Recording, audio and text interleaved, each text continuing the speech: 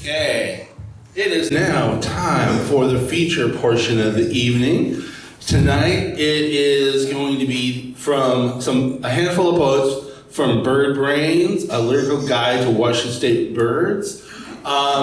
This feature was booked a year ago when Susan Rich was doing another feature here, but I'd been hearing buzz about this book for about 6 months prior to that, as everyone's like, oh, are you a part of the bird book? Have you finished your bird poem yet? And other people just freaking out. It's like, I owed her the bird poem 3 months ago. She's extended it and extended it and extended it. And one of those people who got extended is in this book, but I will not call your name. So you had two main editors on here, Susan Rich and Stephanie Delaney, and then Hiroko Sakai, my bad, did some magnificent illustrations within this. So, Stephanie, did you want to come up and speak on the book for a moment? And then we will get to our poets. Please welcome Stephanie.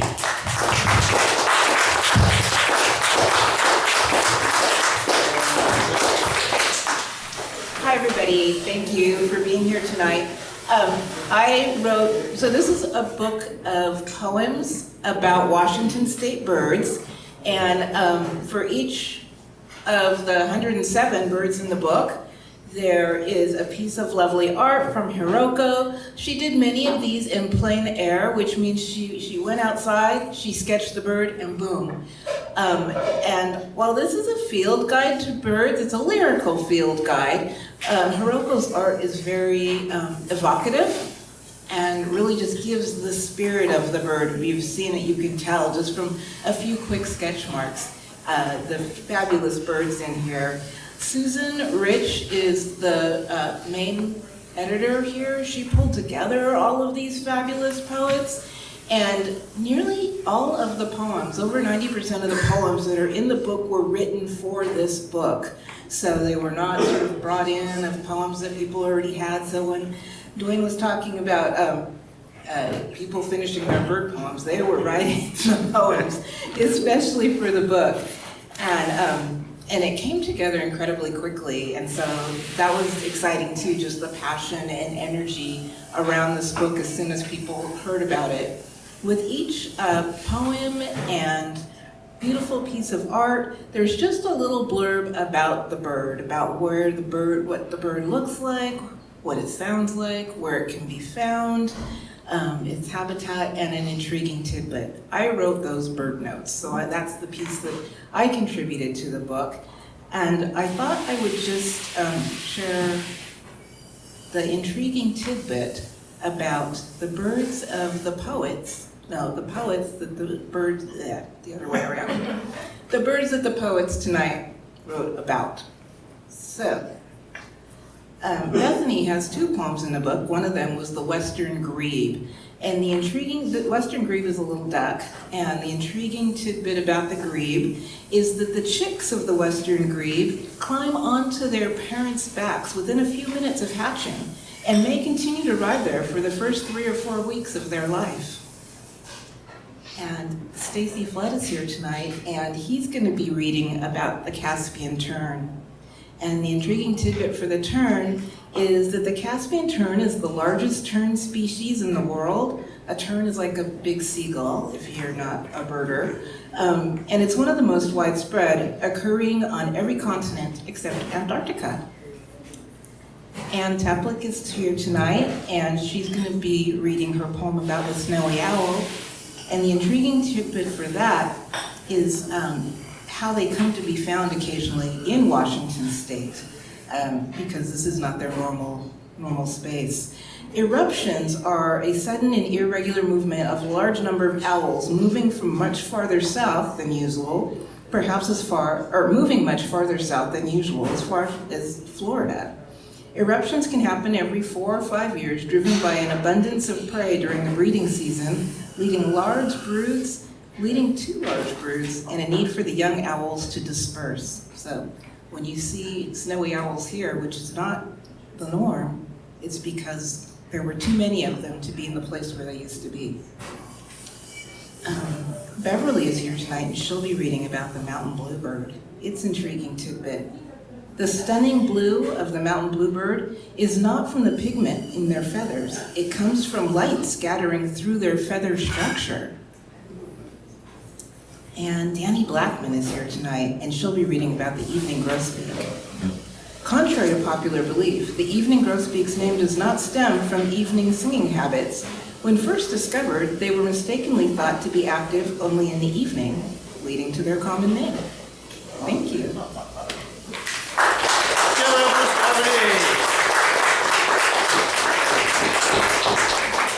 I'm not sure if Stephanie planned her outfit to color coordinate with our microphone, but you did brilliantly. Okay, the first bird poet leading us off tonight is Mary Ellen Talley, who is almost a regular here. We see her here once or twice a month. Thank you. My bird is the Sora, and I haven't seen it, but I hope to see it at the Billy Frank Jr. Nisqually Wildlife Refuge, which should be able to see it there, on the boardwalk. Come, Sora, youth of a brood, move your little chick torso into these marshy waters. Amid the tall grasses you grow, play hide and seek among cattails with birders, where they listen to your whinny.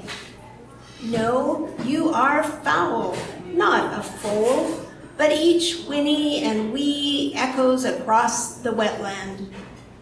You saunter the mud little rail as your squat tail stirs and rakes water for seeds. Your orange beak pecks and you swallow a snail. How long will you stay until you soar south, oh small balloon of a bird, size of a football? I wish you cartographies of wetlands to descend, rest during migration, until you return north here to weave a new nest.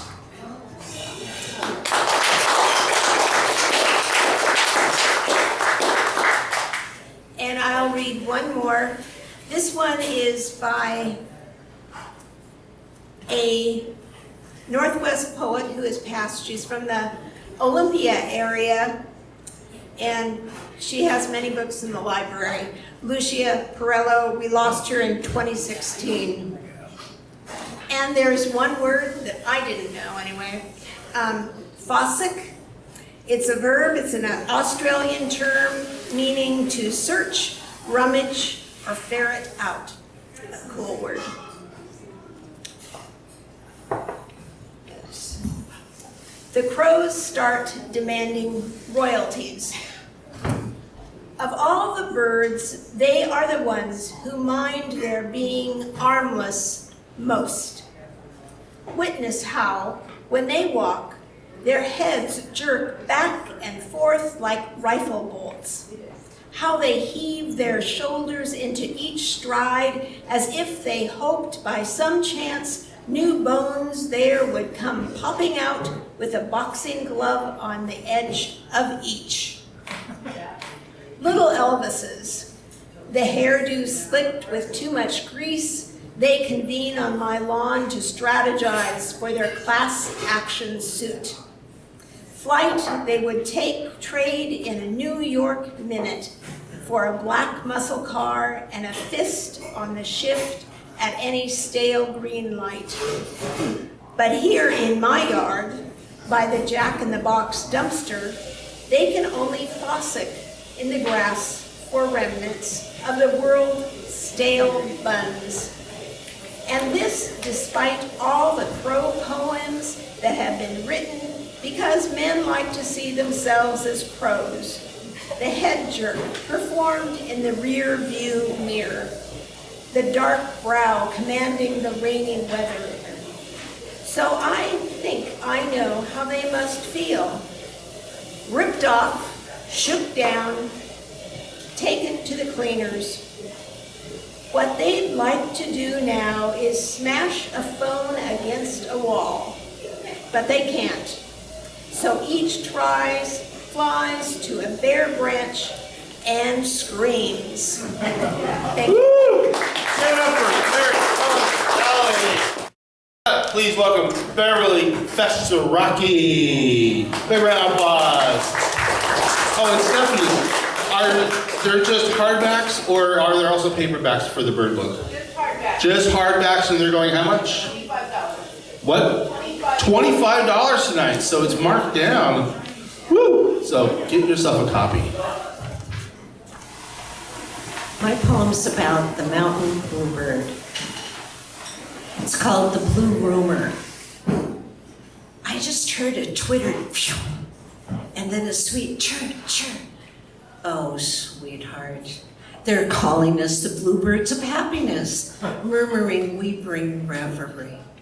We can live with that, right, Norman? Just call us Celia Kirkcotes. We do choose to live high, happiness here, close up to 10,000 feet, where it's wild and wondrous, spacious and spare. The little lady, blue, but not as blue as her old man, chose me for her guy, 'cause my place is safely situated, secluded. This year I picked a nest box. She likes it better than the old pecker hole we lived in last year. Too many visitors. It's her job to decorate, and she does have a way with pine needles and straw. While she builds the nest, I ward off the bullies.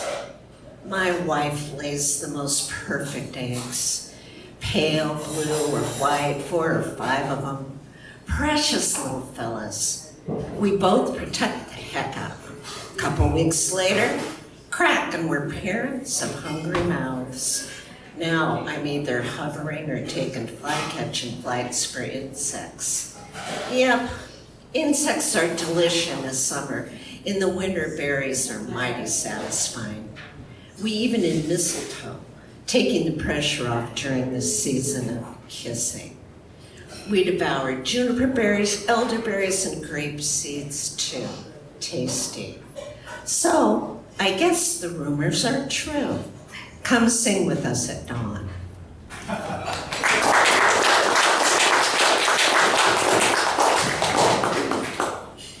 And this poem was written by a friend of mine, Risa Denenberg, and it's called the Tufted Puffin.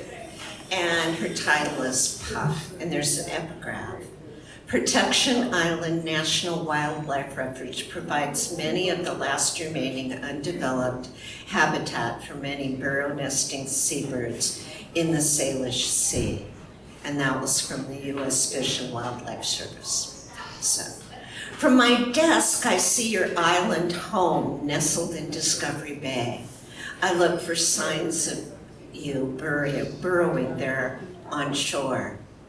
Bonded pair, faithfully tending your single seasonal egg. This island, your perfect habitat, rocky bluffs, wild grasses, inaccessible to humans, secure spots for nest building. You, survivor of fire, storms, warming seas, oil spills, bycatch, predation. Oh sister, oh brother, I lament the dwindling numbers of your clan. Mourn, knowing you were once here in abundance. Salish winds toss me helpless against my own thoughts here at my desk, where I foresee your struggle to subsist, my own footprint, heavy and unsettling.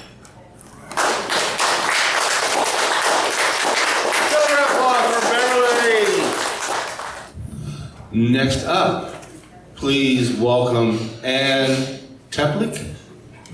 Big round of applause for Ann Teplick.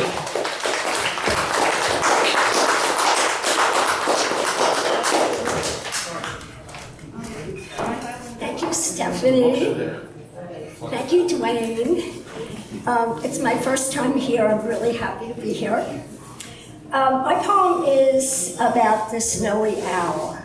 And I was inspired by a Como for news clip about a snowy owl who was discovered on a roof in Queen Anne Hill during the pandemic.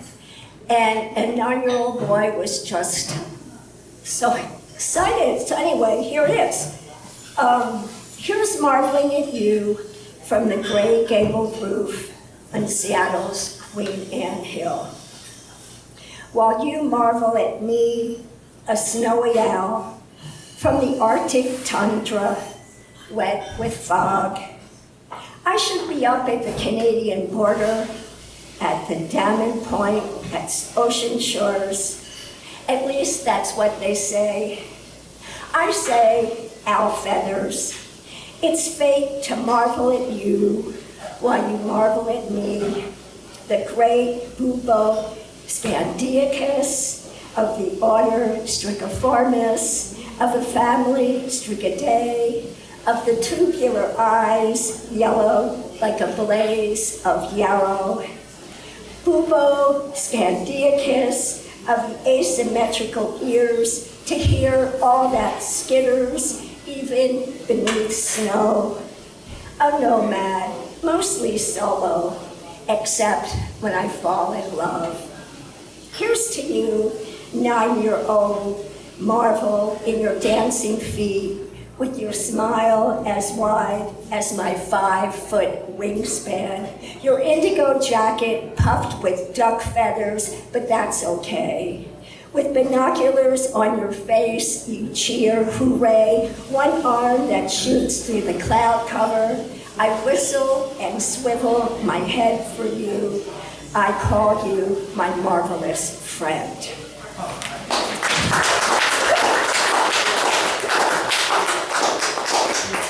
So I work at Children's Hospital as one of the 2 writers writing poetry with the young people there. So I took this invitation to a group of 5 young students, ages 7 to 9, and I chose the Greater Yellow Lakes. And here's what this group of 5 from 7 to 9 years old came up with. All about me, the Greater Yellow Lakes. My legs are as yellow as bananas, lemons, the sun, yellow markers and yellow-colored pencils. They're as long as a tightrope, a crane, a long stick, a playground slide, and my imagination. My eyes are as small as marbles, as Cheerios, as a bouncy ball and a chocolate chip. They're as black as iron, a black dog, midnight, a crow, and burnt wood.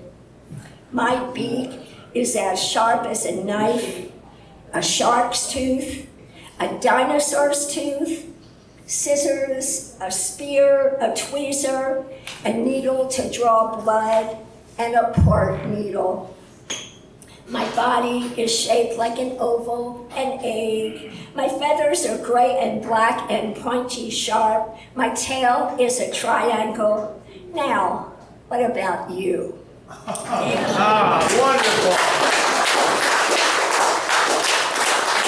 Another applause for Ann.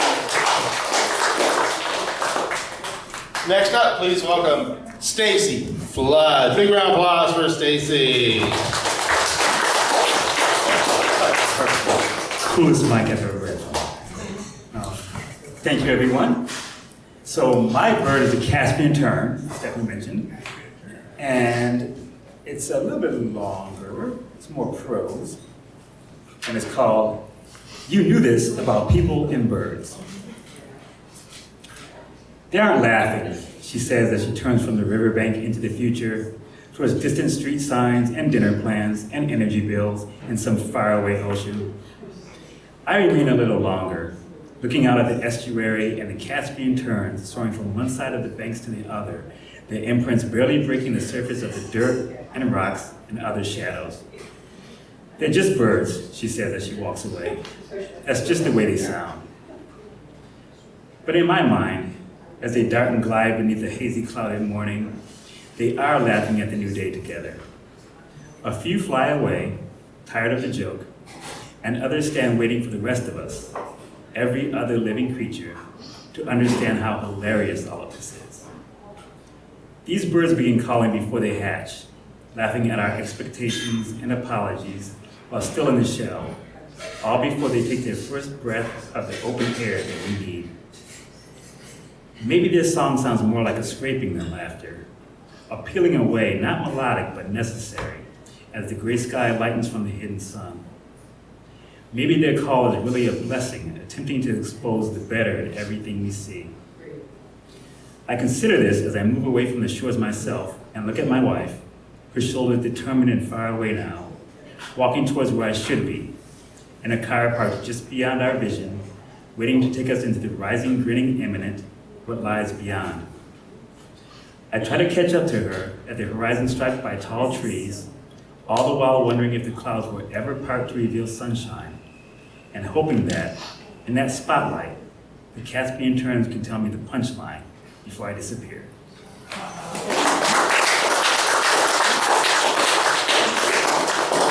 And my companion piece is actually by Rena Priest, and it's called Snipe Hunt. How often have I set myself on a snipe hunt, chasing down one fantastical folly or another, returning empty-handed to the mocking scoffing of my wiser self.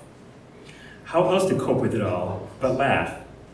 I am lost if not for a sense of humor and an eye on a world oblivious to foolishness, perhaps even finding it beautiful, the way I find a Wilson snipe with his dopey eyes and cartoon beak to be a prime example of how not to take any of this too seriously. Give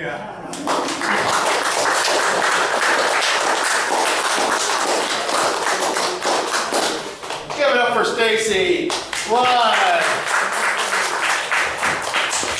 Caspian terns. We were infested with them for 7 years up here. They are not a nice bird. If you have to live with them, they make seagulls look like happy campers. They're rare in this state, but they had infested Vancouver and Portland for a while. They think they had traveled over on a Russian trawler. And then they followed another Russian trawler up here, and they were living like 5 blocks away from here. And my room looked out on them. And they'll be flying at you. You know, seagulls do their little thing. When terns come in, it's like, I mean, 7 years. And then all of a sudden they all migrated somewhere else. So they might be a fine bird to visit. And they're also a beautiful bird to walk because you get the little teal streams. But when you said blessings, maybe if you've been living in hell and you have a glimmer that you may go up to limbo, then there may be a blessing there. But I'm glad you had a better experience with the tern than me. Okay, And I have a poem I can dig out about them later. But okay, next up, now that we're putting the terns in the background, please welcome Dani Blackman. Big round of applause.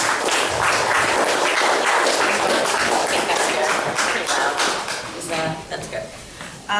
So I'm going to read my poem Tale Interrupted, and it's about the evening grosbeak. And we could, when Susan contacted the writers, we could choose our bird or be assigned a bird. And I know nothing about birds, and I don't think I've ever written about a bird before. So I said, give me a bird. And this bird just got some really bad descriptions on Google. And I mean, just really bad. Songbird without a song, a short tail, a husky neck, they're dying off. I'm like, I gotta, I don't know, do something nice for this bird. So I kind of fell in love with the bird as I was writing. So this is from an evening grosbeak's point of view. Some days I imagine madness and fear fell into the mixing machines, stamped my yellow bangs as furrowed brow, a beefy bill, the downswing of wings. I pretend the bards fell asleep at the wheel. Because every night a short tale haunts me, and I'm sick of making excuses, physical descriptors for your only job. The other finches bought the business of songs and left me to raise the poems, hold high this husky neck. I know, every species must find a sacrifice. Frat boy close-fisting the keg pump, Homer Simpson backstroking through buffets, then me below the forest fringe, draining the punch bowl with no concern for quieting the crunch or keeping clean the bulky beggar at your feast. I'm not sure anymore who pays for sanctimony, but I know language is our only barter. I fly with black sunflower seeds still stuck to my beak and belly full, and you get your grouse to pronounce gross. I'm not angry, but some days I wish words were for the birds after all. Maybe then this body could have been pumped regal and round with lust. Maybe alarm for our decline is simply some off-site thriving. Maybe my tale really is that short, or maybe it's always been just a tale interrupted.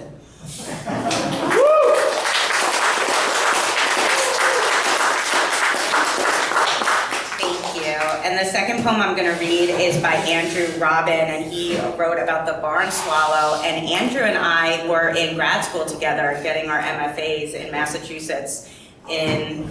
We started our program in 2004, and I met him on like the second day, and we were great friends, and we ended up being roommates, and then we both ended up living in Washington. And, I said, Andrew, I'm gonna write a bird poem, because he actually writes a lot of bird poems, and he's like, I'm in that book too. And that was just great. It's just so cool to be in a book with him after so many years. So this is Aurelius. The facile grace of them at dusk, the silken arcs of barn swallows, from the eaves, from the mud nest cups, a famished chi-chi-chi, from barn light drawing their shadows like threads, swallows go sewing stars to the trees. Yes! Woo! Another round of applause for Blackman. And to close out the bird anthology, please welcome Bethany Reed. Big round of applause for Bethany. Dwayne, your shoes match the mic. They do. Is that on purpose? Kind of, yes. I like yellow, it's my favorite color. So there was a little miscommunication and I almost didn't get to read tonight. So thank you, Stephanie, for making room for me. And I blogged about this book yesterday. So a couple people showed up because I blogged. And Stephanie's in my blog post. Why didn't I know you when I saw you? And there was a thin chance that Robert Lashley was going to try, but with his health, he couldn't make it down. Okay. Well, I also wanted to say that when Kevin Kraft was the feature here, and Kevin and I were colleagues. In fact, I hired Kevin at Everett, and we were doing that banter. Like he's like, "Do you have your bird poem written?" "Oh, do you have your bird poem written?" And I also did this big negotiation with Susan Rich because I wanted the rufous-sided towhee, and she said, "It's taken." "Oh, what about the pileated woodpecker?" "It's taken." So we kept negotiating, and then I finally wrote about the western grebe. And my husband was a big birder, so I really had a lot of birds I could write about. And then she came back and asked if I'd write a sparrow poem. So I have two. And thanks to Susan Rich for being patient with me. And this is for my husband, Mating Display. The Cove today offers rain and western grebes, waterlogged trunk of a downed fir, cattails, hawthorn. The grebes are dressed in their mating season finest, bright feathers against gray weather, their bright red-rimmed eyes like berries. 40 years back, another rainy day in early spring, a new boyfriend took me to see grebes. They barge, he said. They walk on water. Oh, Jesus, I thought, this guy is nuts. Then I saw the grebes. Their elegant white throats, black top knots like Elvis, the Elvis dip and flirt of them before they got up as if on tippy toes and charged, barging across the rain-pocked water. Chests flung out, chortling, cree, cree. My affair with birds began that day. As for the boyfriend, ditto.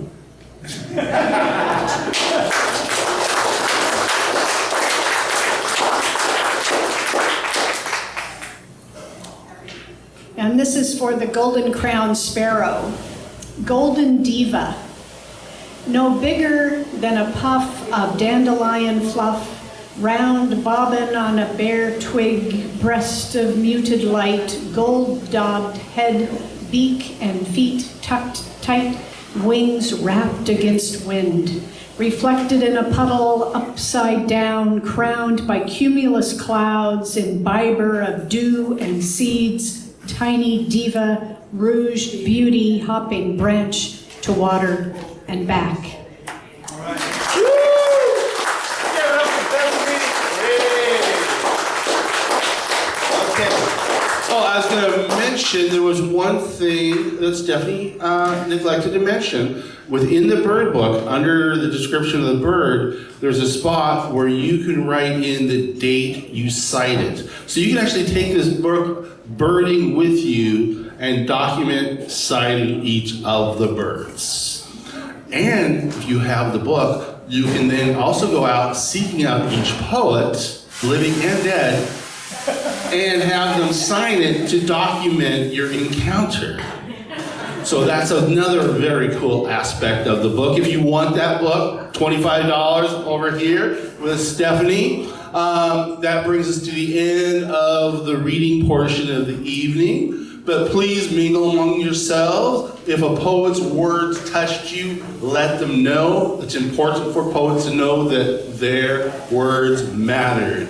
So please mingle among yourselves, and if you're in the area on Mondays, come back to Everett Poetry Night. We do this every Monday. Have a good evening.